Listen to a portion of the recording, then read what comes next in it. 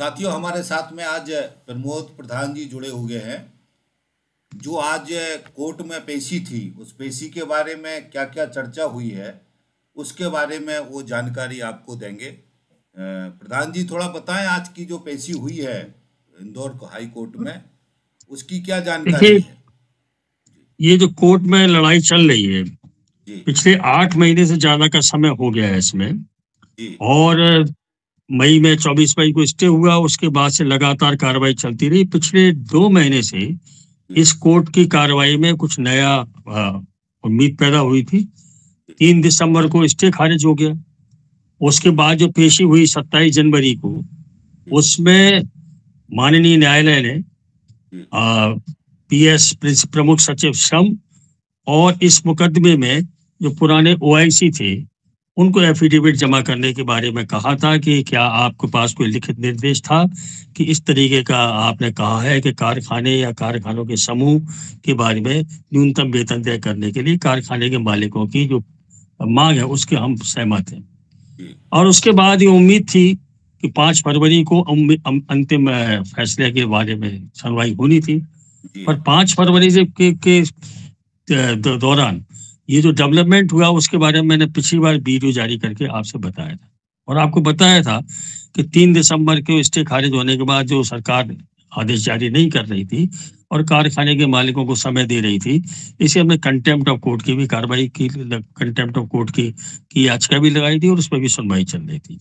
जी अभी हमने जो स्थिति आज देखी कि आज 5 फरवरी की जो पेशी है उसके बारे में जानकारी दी, और 6 फरवरी को जो न्यूनतम वेतन सलाहकार बोर्ड की बैठक के बारे में भी मैंने आपको जानकारी दी थी। और इससे स्पष्ट हो रहा था कि आज 10 फरवरी को अंतिम फैसला होगा। और जब हम 6 फरवरी को न्यूनतम वेतन सलाहकार बोर्ड की बैठक में बैठे थे, और जब हमने समायुक्त महोदया से पूछा कि आदेश जारी क्यों नहीं कर रहे हैं आप, आदेश जारी कीजिए, तो उनको भी उम्मीद थी कि 10 फरवरी को अंतिम फैसला हो जाएगा और उन्होंने कहा उसके बाद हम आदेश जारी करेंगे। लेकिन आज की पेशी में साथियों, जो फिर से स्पष्ट हुआ कि कारखाने के मालिकों और सरकार की जो मिलीभगत है, जिसके कारण ये सब कुछ मसला फंस रहा है, आज फिर स्पष्ट हुआ। 5 फरवरी की पेशी में मैंने आपसे बताया था कि पहले 2:30 बजे के लिए पेशी निर्धारित थी, पहले शुरू हो गई।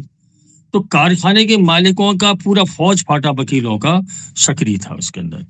और आज जो पेशी हुई, उसमें कारखाने के मालिकों के वकीलों ने फिर से तर्क दिया कि ये जो पूरा न्यूनतम वेतन सलाहकार बोर्ड की 2019 की बैठक, जिसके आधार पर ये रिवीजन हुआ है, वो बैठक ही डिफेक्टिव थी, उसका कोई रिकॉर्ड इसके अंदर नहीं है।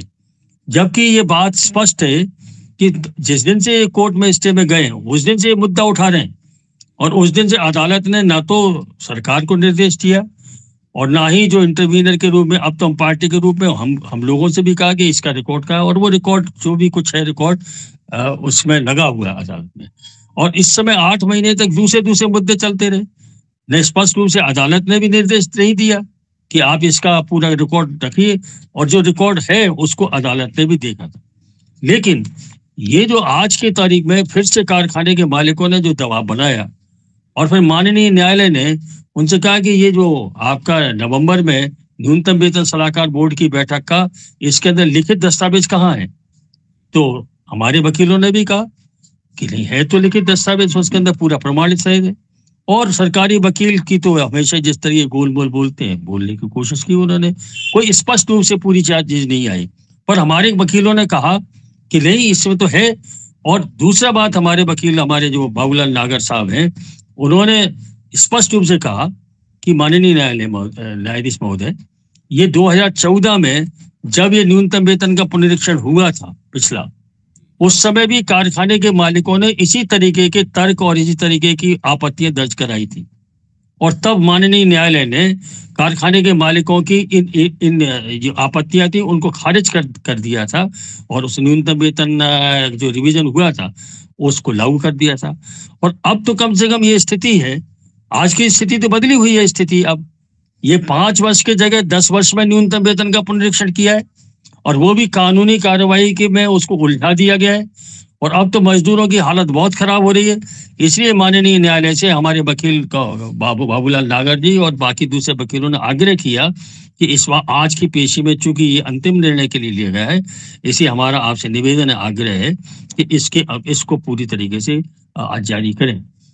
अब इसके बारे में जो आज स्थिति बनी साथियों, वो स्थिति ऐसी बनी है कि इसके आधार पर आज अदालत ने सारी सुनवाई के बाद, और उसमें जो रुख था वो जैसा था वैसा था, रुख था, उसको आधार पर ये कहा उन्होंने कि नहीं, ये जो न्यूनतम वेतन की जो बैठक है वो उसके आधार पर इसके दस्तावेज इसमें हैं, तो होना ये चाहिए था। उम्मीद ये थी कि शायद एक आध पेशी और लगा देंगे, उसमें कह देंगे कि दस्तावेज जमा करें। पर आज अदालत ने ये कहा कि इस मामले में बहुत सुनवाई हो चुकी है और सुनवाई होने के बाद सारे पक्षों की सुनवाई हो गई है, और इसलिए अब इसको हम आदेश के लिए सुरक्षित करते हैं।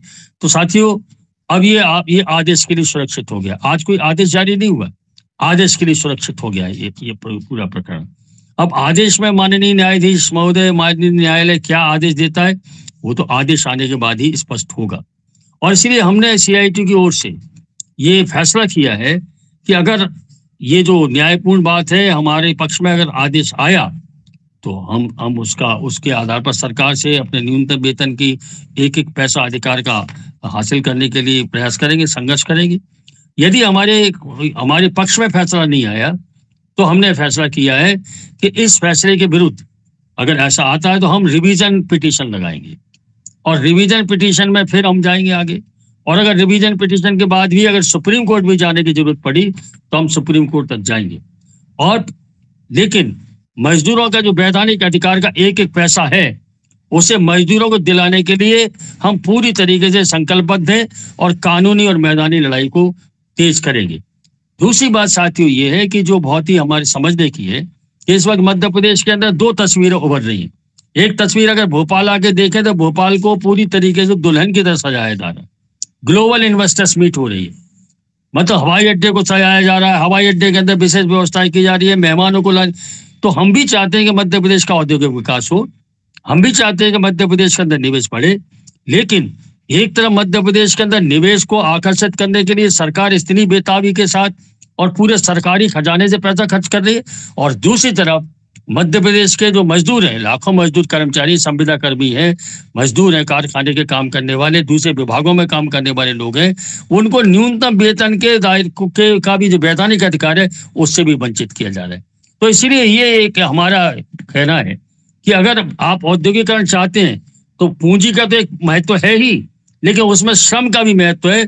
पर सरकार श्रमिकों के मामले में पूरी तरीके से, मतलब एक तरीके से हम ये कह सकते हैं कि उनके बारे में सरकार की कोई चिंता है, न कोई प्राथमिकता है। और पिछले इतने दिनों से अगर मामला चल रहा है, न तो मुख्यमंत्री जी ने कोई हस्तक्षेप किया, न सरकार ने कोई हस्तक्षेप किया।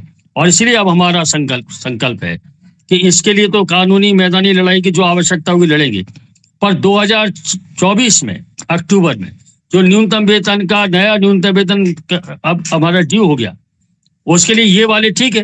तो 2024 में जो न्यूनतम वेतन का डे हो गया, उसको हासिल करने के लिए मैदानी रूप से हम कार्रवाई को तेज करेंगे। और इसलिए मेरी आपसे अपील है कि अब लड़ाई इस जगह तक आ गई है। माननीय न्यायालय का क्या फैसला आएगा, जब वो फैसले की घोषणा होगी तब हमें मालूम पड़ेगा। और उस फैसले के आधार पर मैंने आपको स्पष्ट किया कि हमने क्या फैसला किया है, हम लड़ेंगे। अगर और 2024 के पुनरीक्षण के लिए भी लड़ेंगे।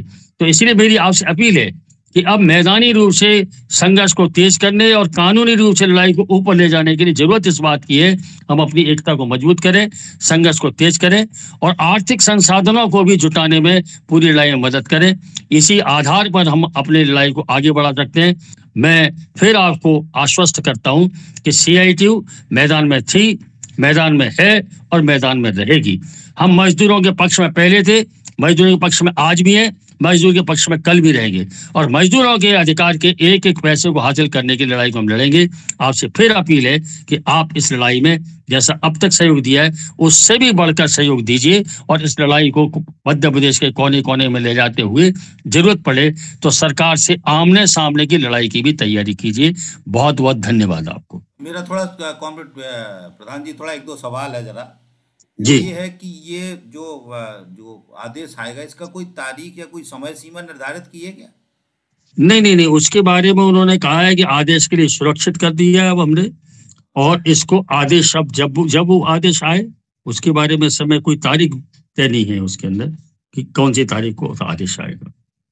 अब सरकार क्या इस बीच में जो वो नोटिफिकेशन जो उनको आदेश जारी करना है, क्या वो कर सकती है कि मतलब उस इसी आदेश के ऊपर वेट करेगी?